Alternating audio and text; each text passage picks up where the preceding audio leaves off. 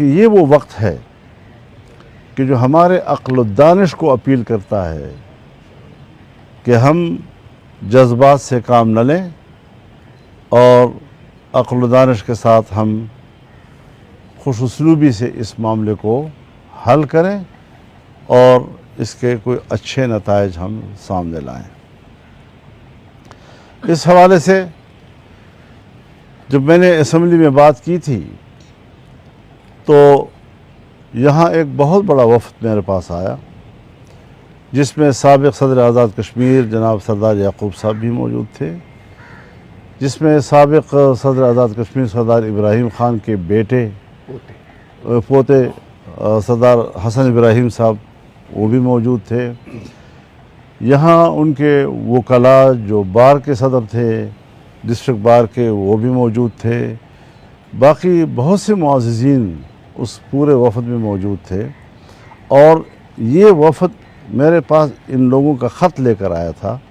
जिसमें उन्होंने हमसे सालिसी का किरदार अदा करने के लिए अपील की थी। मैंने उनकी मुशावरत के साथ एक वीडियो पैगाम जारी किया कि अगर मैंने सालिसी का किरदार अदा करना है तो मैं इस कार खैर के लिए तैयार हूँ, लेकिन मुझे कुछ मोहलत भी चाहिए। अगर सुबह 23 तारीख़ है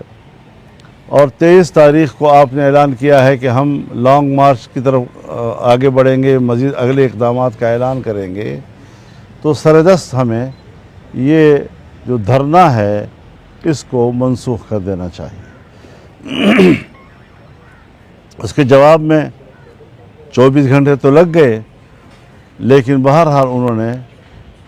धरना तो बरकरार रखा, लेकिन अगला कोई कदम उन्होंने नहीं उठाया, न उसका ऐलान किया, सब चीज़ें मुअख्खर कर दी। ये भी एक मुस्बत सोच के तहत ऐसा किया गया है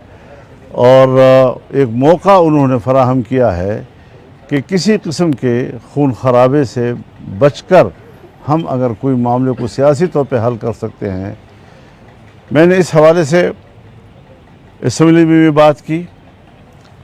प्राइम मिनिस्टर साहब के ऑफ़िस को भी मैंने अपनी सूरत हाल से आगाह किया और वो भी इस वक्त मुशावरत में मसरूफ़ हैं।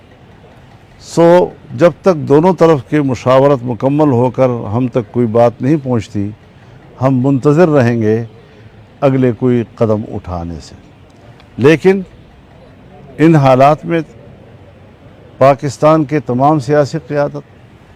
कश्मीर की तमाम सियासी क़यादत, वो इस वक्त तशवीश में है और फ़िक्रमंद है कि मसला कश्मीर के होते हुए आज हम किस तरह बैनुल-अक़वामी फ़ोरम पर इंडिया एक जारह के अंदाज़ में पाकिस्तान के ख़िलाफ़ करारदाद लाता है और फिर वहाँ पर पाकिस्तान एक दिफाई पोजीशन ले लेता है। 78 साल में जो पाकिस्तान की पोजीशन थी वो अक्सर क्यों तब्दील हो गई।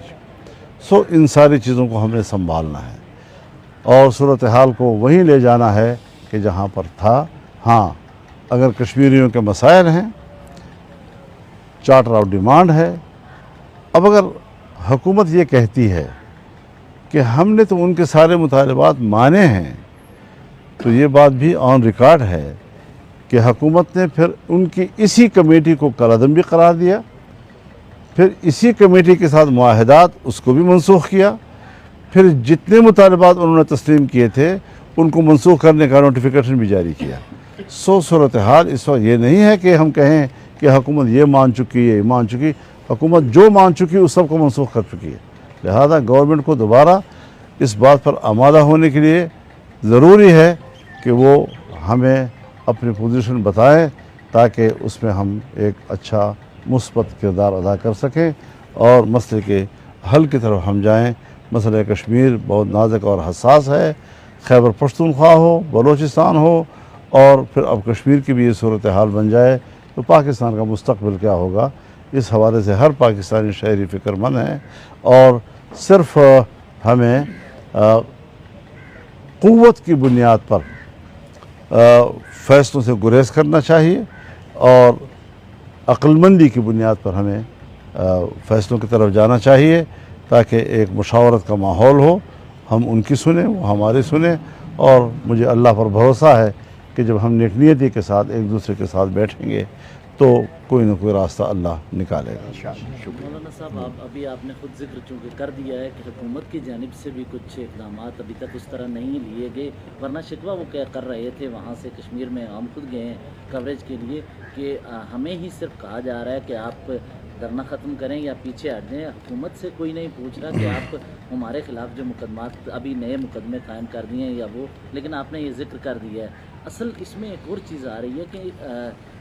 जिस तरह महमूद चकज़ई ने कहा कि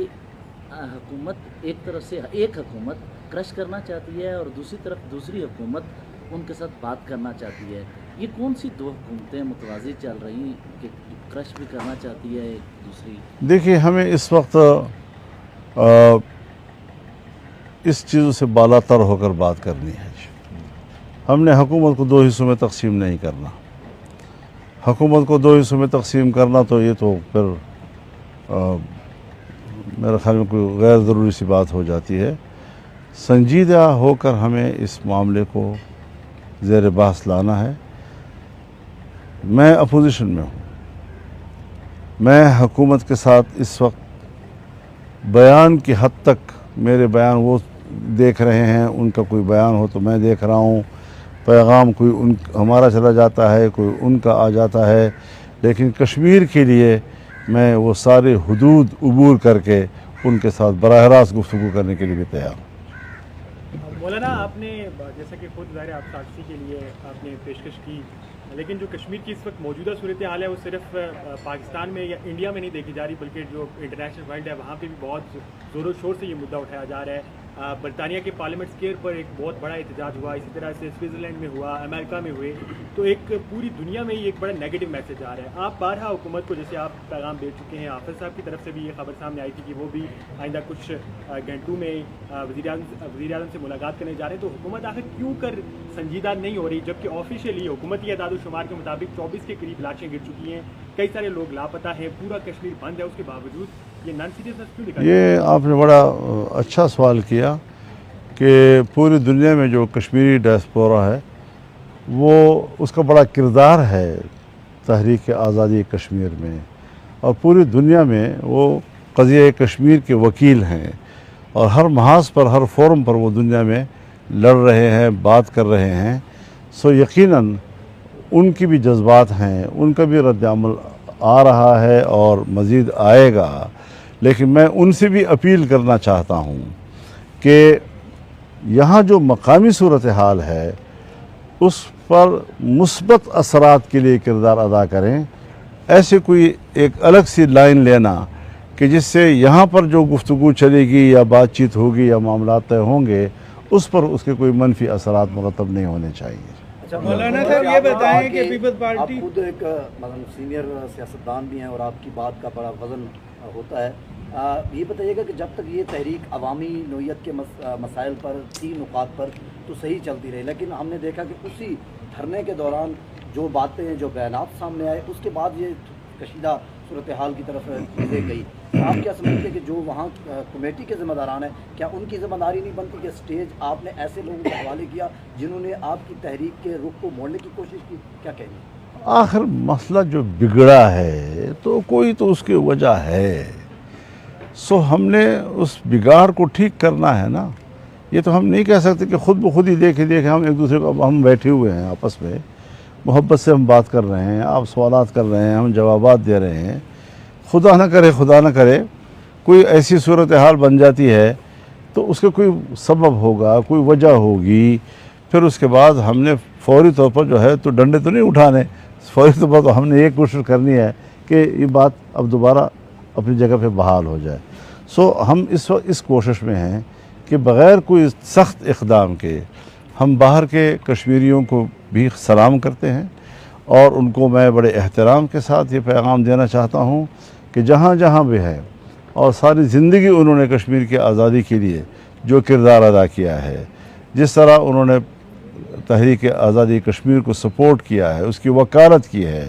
और पाकिस्तान और कश्मीरी हर जगह जहाँ जहाँ भी है आपस में राब्ते में रहे हैं, सो उसके आज भी इन हालात के ऊपर मुस्बत असरात के हम उनसे तवक्को रखते हैं। ऐसे किसी बयान से एहतराज़ करना चाहिए कि जिसके मनफी असरात मुरतब हों, यहाँ के लोग जो हैं वो सुलह की तरफ जा रहे हों और कोई ऐसी बात हो जाए कि सुलह की तरफ बढ़ने वाला कदम जो है वो कहीं रुक जाए, तो किसी तरफ से भी ऐसे कोई नए इक़दाम की गुंजाइश नहीं है कि हम सुलह की तरफ बढ़ते हुए कदम जो है वो रुक जाएं या वो पसपा हो जाएं। अच्छा मौलाना साहब ये बताएं कि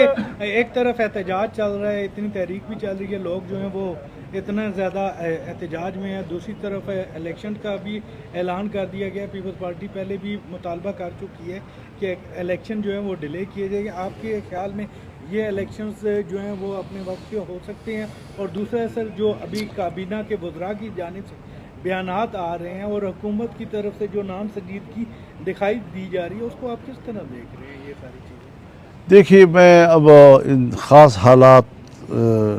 के माहौल में क्या होना चाहिए मैं इस पर तो बात नहीं कर सकता, लेकिन बहरहाल इलेक्शन अपना एक ख़ास माहौल